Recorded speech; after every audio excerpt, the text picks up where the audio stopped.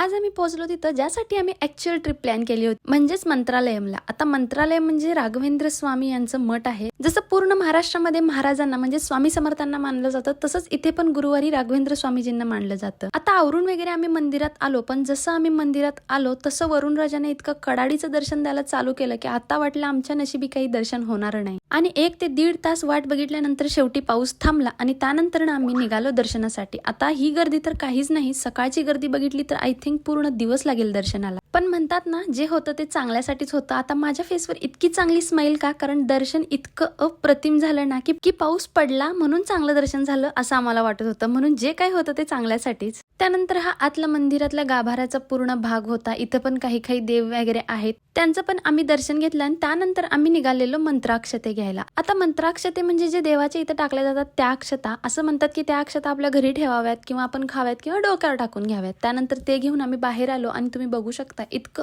अप्रतिम नक्षीदार असं हे मठ आहे की इथून यायला मनच नाही होत. आणि हे जे 2 साईडचे शेड दिसत आहेत ते उन्हातून येणाऱ्या लोकांसाठी किंवा रात्री झोपण्यासाठी केले आहेत. पण पावसाने इतका धुमाकूळ घातलाय की आज कोण रात्री झोपू शकेल की नाही माहित नाही. त्याच्यानंतर आम्ही गेलो अन्नप्रसादाकडे आणि अन्नप्रसादाची चव तर वेगळीच होती. आणि या ट्रिपला येण्याचं सार्थक झालं असं मला तरी वाटत होतं. बाय.